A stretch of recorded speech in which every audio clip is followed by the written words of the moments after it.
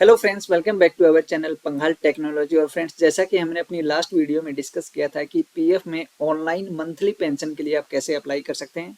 आप घर बैठे फॉर्म 10D अप्लाई कर सकते हैं। जो मंथली पेंशन है उसके लिए आप अप्लाई कर सकते हैं। उसके लिए क्या क्या डॉक्यूमेंट चाहिए, क्या कंडीशन होनी चाहिए, जो डेफर्ड पेंशन का जो ऑप्शन है वो आप कैसे सिलेक्ट कर सकते हैं, और जो पूरा प्रोसेस है वो हमने डिस्कस किया था उस वीडियो में। तो अगर अभी तक आपने वो वीडियो नहीं देखी है तो सबसे पहले आप वो वीडियो देखिए, आपको पता लगेगा कि ऑनलाइन आप जो मंथली पेंशन है आपकी वो खुद से आप अप्लाई कर सकते हैं घर बैठे। क्या क्या डॉक्यूमेंट आपको अपलोड करने हैं, पूरा जो प्रोसेस है सिंपल तरीके से उसमें बताया गया है। तो पहले आप वो वीडियो देखिए अगर आपने नहीं देखी है। आज की इस वीडियो में हम बात करेंगे कि जो डेफर्ड पेंशन है, आपने देखा होगा जब आप फॉर्म 10D के लिए अप्लाई करते हैं तो वहाँ पे एक डेफर्ड पेंशन का ऑप्शन आता है। काफी लोग वहाँ पे कंफ्यूज हो जाते हैं कि डेफर्ड पेंशन क्या है, उसमें यस करना है कि नो करना है, अगर यस करेंगे तो उसका क्या इफेक्ट होगा, नो करेंगे तो उसका क्या इफेक्ट होगा, और इसका बेनिफिट क्या है, क्या इसका साइड इफेक्ट है, कब हम इसको सिलेक्ट कर सकते हैं डेफर्ड पेंशन को। ये एक मेन पॉइंट है। तो आज की इस वीडियो में हम इसी टॉपिक पे बात करेंगे कि डेफर्ड पेंशन क्या है। तो फ्रेंड्स, अगर अभी तक आपने चैनल को सब्सक्राइब नहीं किया तो प्लीज चैनल को सब्सक्राइब कर लीजिए, बेल आइकन को प्रेस कर लीजिए, ताकि जो मेरी आने वाली लेटेस्ट वीडियोज हैं उनका नोटिफिकेशन आपको टाइमली मिलता रहे और कोई भी ऐसी इंपॉर्टेंट वीडियो मिस ना हो। तो चलिए फ्रेंड्स, स्टार्ट करते हैं। यहाँ पे आप देख सकते हैं जो जब आप फॉर्म 10D अप्लाई करते हैं तो आपको फॉर्म 11 पॉइंट आपको यहाँ पे दिखता है डेफर्ड पेंशन, जिसमें येस और नो का ऑप्शन रहता है। ये आपको सिलेक्ट करना रहता है। उसके बाद सेकंड ऑप्शन है डेफर्ड पेंशन एज। यहाँ पे आपको 59 और 60 दो ही ऑप्शन मिलते हैं, आपको वो सिलेक्ट करने होते हैं। उसके बाद यहाँ पे थर्ड ऑप्शन होता है deferred pension contribution, with contribution और विदाउट कॉन्ट्रीब्यूशन। तो ये 3 पॉइंट यहाँ पे होते हैं जो डेफर्ड पेंशन से रिलेटेड होते हैं। तो इन इन तीनों पॉइंट्स के बारे में हम बात करेंगे।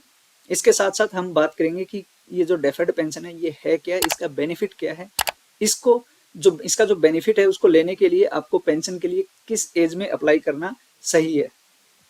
तो डेफर्ड पेंशन यहाँ पे यस और नो है। तो यस किस कंडीशन में करना है वो हम पहले डिस्कस कर लेते हैं। अभी देखिए यहाँ पे मैंने कुछ हाईलाइट किया है, deferred pension on completion of 58 years, यानी कि जो डेफर्ड पेंशन है उसके लिए आप जो ऑप्शन है उसको सिलेक्ट कर सकते हैं जब आप 58 ईयर्स कंप्लीट करते हैं, उससे पहले आपको पेंशन के लिए अप्लाई करना है। सेकंड देखिए यहाँ पे defer till as of 60, either can defer for 1 year और 2 ईयर्स, यानी कि जो वहां पे सेकंड ऑप्शन आपने देखा होगा, जो ये सेकंड ऑप्शन आपको यहाँ पे दिख रहा था डेफर्ड पेंशन एज, यानी कि जब आप 58 ईयर्स कंप्लीट कर लेते हैं तब आपकी पेंशन स्टार्ट हो जाती है। बट आप वो पेंशन 58 ईयर्स में ना लेके आप 59 ईयर्स में या 60 ईयर्स में स्टार्ट करते हैं अपनी जो मंथली पेंशन है, तो उस केस में आपको पर ईयर 4% उस पर इंक्रीज मिलता है, यानी कि जो इंक्रीमेंट है आपकी पेंशन पे वो 4% पर ईयर मिलता है। 2 साल का आपका 8% हो गया। उसके बाद देखिए member can contribute to pension fund up to 60 years. जब आप डेफर्ड पेंशन का जो ऑप्शन है, जिसको कि आप 58 ईयर्स से पहले अगर पेंशन के लिए अप्लाई करते हैं तो ही आप कर सकते हैं, और आपकी जो सर्विस है वो पीएफ में 10 साल की होनी चाहिए। जो पेंशन आपका पेंशन सर्विस है, पेंशनेबल सर्विस है, वो आपकी 10 साल से ज्यादा होनी चाहिए, 10 साल या 10 साल से ज्यादा, तभी आप जो मंथली पेंशन है उसके लिए एलिजिबल होते हैं।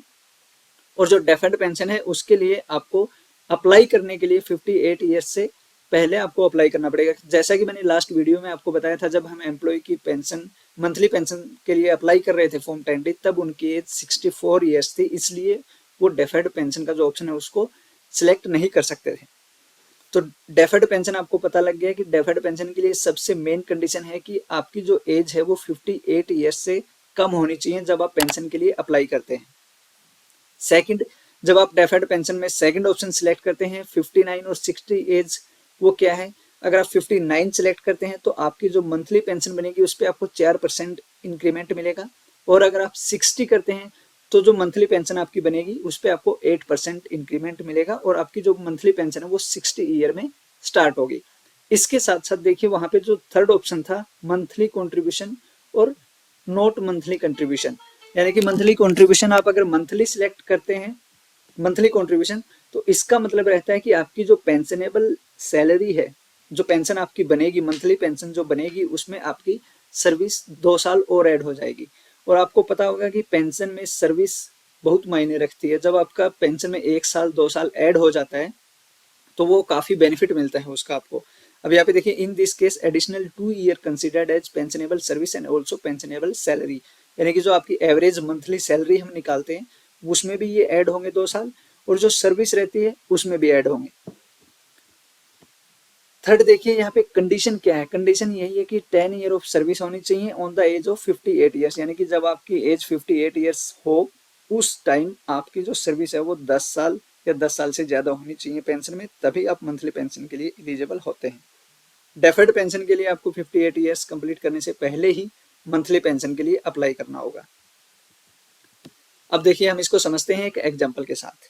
अगर आप डेफर्ड पेंशन सिलेक्ट करते हैं और वहाँ पे जो लास्ट ऑप्शन था उसको आप सिलेक्ट कर लेते हैं नॉट कंट्रीब्यूटेड, तो उस केस में देखिए आपकी मान लो for example monthly average salary है 15,000 रुपये जो पेंशनेबल सैलरी है, और आपने 18 साल आपका पेंशनेबल सर्विस है, डिवाइड बाय 70 हम करते हैं तो 3857 पेंशन पर मंथ आपका बनेगा।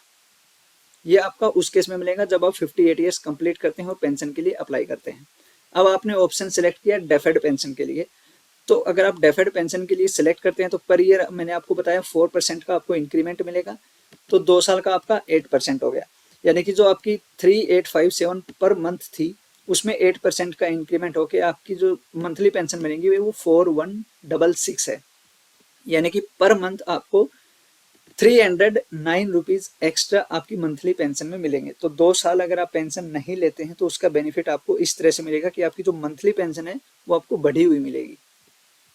एक और एग्जांपल के साथ मैं आपको बताता हूँ, डेफर्ड पेंशन बट कंट्रीब्यूटेड, यानी कि डेफर्ड पेंशन आपने सिलेक्ट किया, आप पेंशन लेंगे 60 ईयर्स में और आप अप्लाई कर रहे हैं 58 ईयर्स में, यानी कि 2 साल के लिए आप डेफर कर रहे हैं, और इसके साथ साथ आपने जो कंपनी है वो छोड़ी नहीं है, उसमें आपका पीएफ सबमिट हो रहा है। वहां पे आपका प्लस पॉइंट ये रहेगा कि अगर आपने डेफर्ड वाला ऑप्शन सिलेक्ट किया है तो आपकी पेंशन भी वहां पे डिडक्ट होगी, तो 2 साल के लिए आपकी पेंशन भी वहां पे डिडक्ट होगी, आपकी जो सर्विस है 2 साल वो भी ऐड हो जाएगी।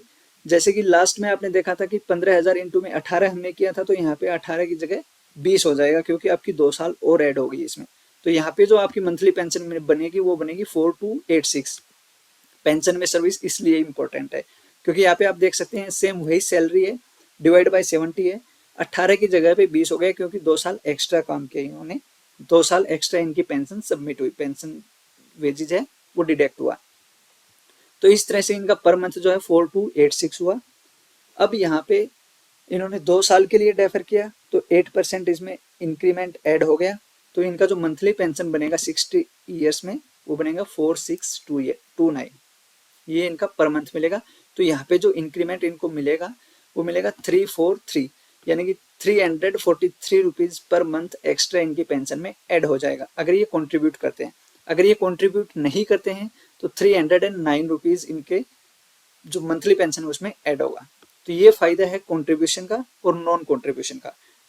तो डेफर्ड पेंशन आपको पता चला किस केस में आप यस और नो कर सकते हैं। यस करते हैं तो आपको क्या बेनिफिट मिलेगा, डेफर्ड पेंशन के साथ अगर आप कंट्रीब्यूशन भी सबमिट करवाते हैं अपना 2 साल तक तो उसका एडिशनल और बेनिफिट आपको मिलता है, आपकी मंथली पेंशन है वो और ज्यादा आपको मिलेगी। अब यहाँ पे देखिए पीएफ डिपार्टमेंट क्या करता है, वो कंपाउंडिंग मेथड यूज करता है।